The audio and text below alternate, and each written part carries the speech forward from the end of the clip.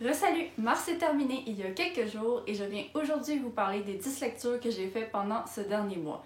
Il y en a 5 d'entre elles que vous connaissez déjà si vous avez regardé mes dernières vidéos, alors je vais me concentrer sur les lectures qui sont encore inconnues sur ma chaîne. Dans ma dernière update lecture de février, j'avais décidé de classer mes lectures en fonction des 3 meilleures et des 3 pires du mois. Cette fois-ci, je vais simplement y aller en fonction de l'ordre dans lequel je les ai lues. Alors, le premier livre que j'avais terminé en mars, c'était The Guest List par Lucy Foley. C'est un roman thriller qui prend lieu sur une île déserte où un couple décide d'organiser leur grandiose mariage. Il y a beaucoup de vieux amis au rendez-vous, de vieilles jalousies et un cadavre qui est découvert juste après que le gâteau de mariage ait été coupé. Moi, j'ai un gros faible pour n'importe quelle histoire qui se déroule sur une île déserte. S'il y a ça dans le résumé, peu importe le genre littéraire, je vais le lire et habituellement l'apprécier. The Guest List a fait du bon boulot. Il y avait des bons personnages, un bon rythme, un bon mystère. La seule chose que j'ai trouvé, c'est qu'il manquait d'un petit quelque chose pour rendre le récit vraiment exaltant. Les deux révélations sont arrivées assez tard dans le récit. Et la première a été vraiment excellente, j'ai été super surprise, ça a vraiment élevé la qualité du roman. Mais ensuite, la dernière révélation a vraiment été prévisible à cause des informations qui avaient été données.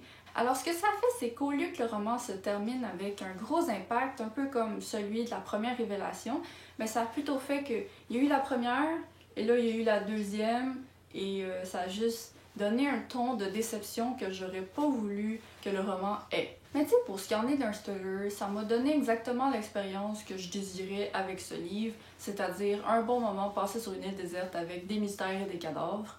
Je lui ai donné la note de 3.5 étoiles sur 5. Pour moi, c'est une note très positive pour un thriller. Ça veut juste dire que ça n'a pas été un coup de cœur, mais ça a été une bonne lecture. Donc, je vous la recommande et je vais définitivement continuer à rechercher des livres qui se déroulent sur des îles désertes.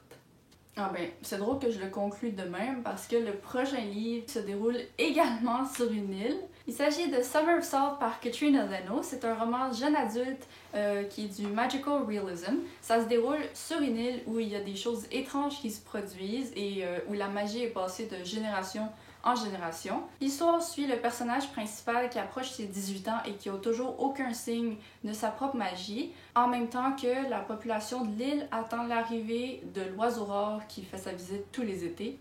Et il n'y a pas grand chose d'autre à dire par rapport au résumé. C'est une œuvre qui balance très bien la simplicité de son contenu, mais en même temps avec l'importance de son contenu.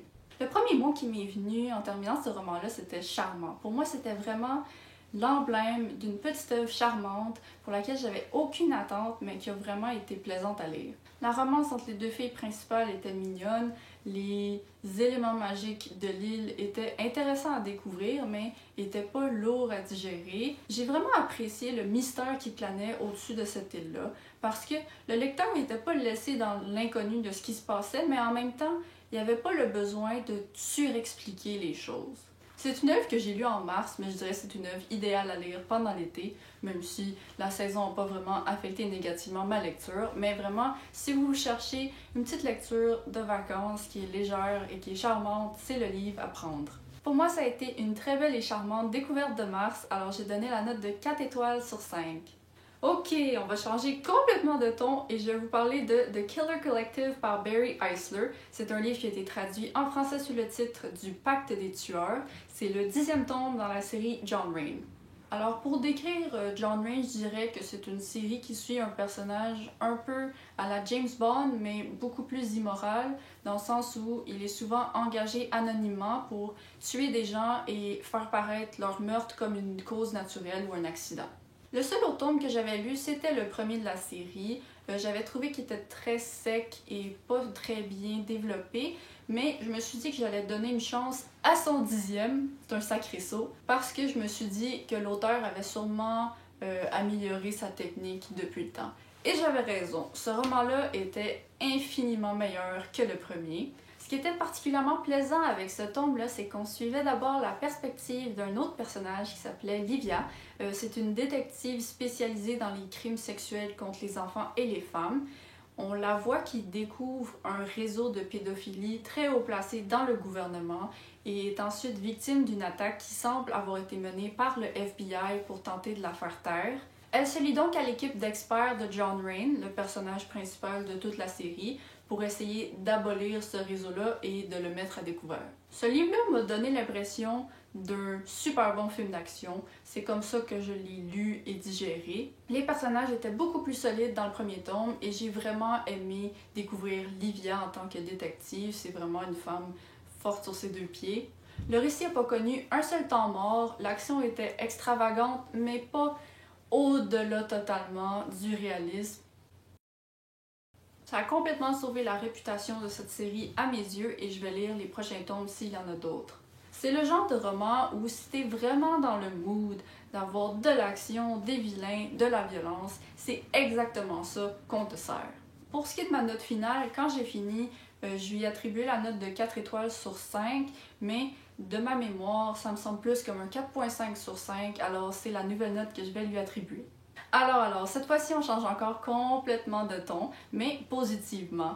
J'ai lu The Flat par Beth O'Leary. Ce livre a été traduit sous le titre À moi la nuit, à toi le jour, et il s'agit d'une romance. Et oui, une romance.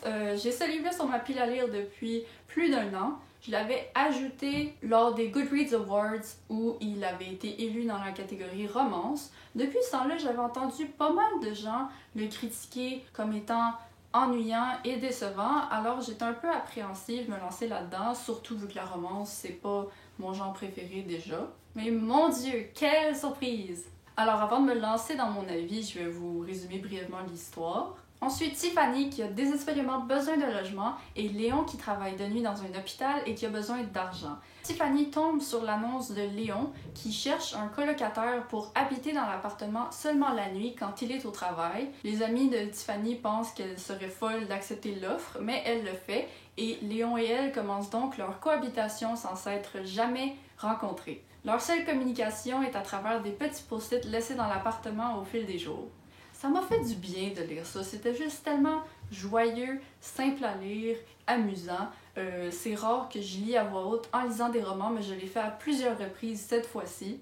J'ai aimé les deux personnages, j'ai aimé leur relation, j'ai aimé le concept du roman, l'histoire était toujours intéressante. Je m'attendais pas du tout à ce qu'il y ait un aspect aussi sombre introduit à l'histoire relié à l'ex-copain de Tiffany qui était absolument un gros manipulateur. Ça a été très dur à lire par moments et je suis d'accord avec certaines critiques que ça n'a pas été géré avec le plus grand réalisme, mais ce sont quand même des choses qui se produisent malheureusement très souvent dans la vie et j'ai trouvé que le roman avait bien réussi à faire comprendre au lecteur comment quelqu'un dans la position de Tiffany continuerait à se laisser berner par un tel type. Sinon, je comprends tellement pas pourquoi les gens disent que ce roman-là est ennuyant et qu'il n'y a pas de chimie entre les deux personnages. Vraiment, de l'incompréhension totale de ma part, c'est pas du tout ça que j'ai perçu dans le roman et j'arrive même pas à voir comment ça a pu être perçu de cette façon-là. Moi, ça a été une de mes lectures les plus amusantes dans les dernières années et j'ai donné la note de 4.5 étoiles sur 5.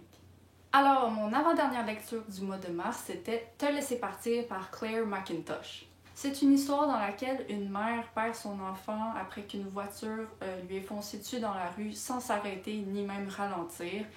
Par la suite, on suit un capitaine de la police qui est déterminé à redonner justice à l'enfant. C'est pas un livre avec beaucoup de joie à l'intérieur et malheureusement, ça n'a pas été non plus une très grande joie à lire.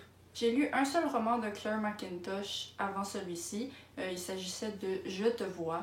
Je l'avais pas beaucoup apprécié parce que même si c'était un thriller, j'ai trouvé que le rythme était assez lent et que l'histoire avait manqué un peu de but. Et c'est pas mal un peu la critique que j'ai également pour ce livre-ci. Le livre est séparé en plusieurs perspectives, dont l'une d'entre elles étant le capitaine de la police, comme mentionné dans le résumé. Mais j'ai pas compris pourquoi cette partie-là avait été inclue. L'enquête avance pratiquement pas pendant tout le roman et ces chapitres-là sont seulement peuplés des problèmes personnels de ce capitaine-là avec sa famille. Je pensais qu'il y aurait un lien éventuellement entre sa vie et le reste de l'histoire, mais non, c'était simplement pour donner de la vie au personnage, sauf que ça a vraiment été inutile et ça a alourdi le rythme, en plus que le personnage était pas mal désagréable. Si ça avait pas été de l'aspect du capitaine, j'aurais pu donner une meilleure note parce que j'ai apprécié les autres chapitres qui suivaient la femme principale du roman. Encore une fois, on a affaire à des sujets extrêmement durs et ce livre-ci, je pense que ça a été un des plus difficiles à lire. Non, c'est pas vrai. Mais non, c'est pas vrai, l'autre après, il est pire. Oh, hey, j'en ai-tu lu des affaires dures ce mois-ci? En tout cas, encore une fois, il y a des sujets très difficiles qui sont abordés. Maintenant que je suis en train de faire la liste de tous les livres que j'ai lus ce mois-ci, je me rends compte que la violence entre les femmes est vraiment un thème récurrent dans mes lectures, malgré moi, mais ça concorde bien avec les événements malheureux qui se produisent en ce moment au Québec. Un gros problème avec ce livre-là, ça a été l'idiotie et l'insouciance irréaliste de la police. Pendant tout le long, on voit le capitaine à quel point il est dévoué à cette enquête-là et il veut tout faire pour que ça se passe bien. Et là, quand il y a enfin quelqu'un à protéger, il y a du progrès dans l'enquête, ben, ils font absolument rien et on doit se taper des chapitres de violence complètement inutiles et ridicules. Je donne la note de 2,75 sur 5 à ce livre-là. Comme je l'ai dit, la perspective du personnage féminin était bonne. Je l'ai apprécié. C'est vraiment la seule chose qui sauve le roman et... Ah! Juste dommage. C'est juste dommage. Je savais pas que c'était possible, mais le prochain et dernier livre était pire dans la noirceur de son contenu et il s'agit de Sur ma peau par Gillian Flynn. Qu'est-ce que j'ai lu? Oh mon Dieu! C'était un bon livre. Je me suis acheté un nouveau fauteuil Ikea, je vous le présente bientôt d'ailleurs, et je me suis assise dessus et j'ai lu ce livre-là en 1,5 traite. Genre, j'étais hypnotisée par la noirceur de ce livre-là. Dans le livre, on suit Camille, une journaliste qui est envoyée dans sa ville d'enfance pour enquêter sur les disparitions et meurtres de 2 fillettes. Très vite, Camille comprend qu'elle devra affronter la tragédie de sa propre enfance si elle veut découvrir la vérité sur cette enquête. Ce roman gagne le prix de la dynamique de famille la plus horrible que j'ai jamais lue. Pas horrible dans le sens que c'était mauvais ou mal fait, mais juste horrible dans la méchanceté et la violence des propos. Ce livre-là parle d'une journaliste qui essaie d'en découvrir plus sur l'affaire du coin, mais en fait, c'est vraiment plus sur la vie personnelle de la journaliste. Et cette fois-ci, j'ai pas trouvé que c'était nécessairement un détriment à l'histoire. Clairement, c'était l'histoire elle-même. C'est difficile pour moi de mettre des mots sur ce que j'ai lu. Je sais même pas comment l'auteur a fait pour mettre ces mots-là sur la page. Je veux dire, clairement, le livre a eu un impact sur moi et c'est pour ça qu'il a été écrit. Alors, je pense que ça a bien été fait. Au niveau de l'enquête sur les petites filles, il n'y a pas eu trop de surprises, mais c'est pas quelque chose qui m'a vraiment dérangée parce que tout le reste était tout simplement intense. Par contre, il y a un point qui a sévèrement affecté mon appréciation du roman et c'est que pendant tout le long, on cherche un peu l'explication de toute cette noirceur dans la famille et dans le village.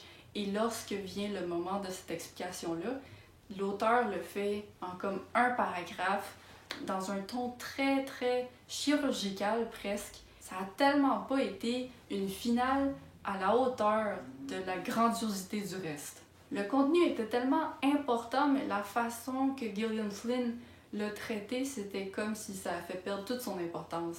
Alors ça a été une note très décevante pour terminer le roman. Ça a quand même été une bonne lecture, très dur pour moi d'utiliser le mot bon quand c'était tellement...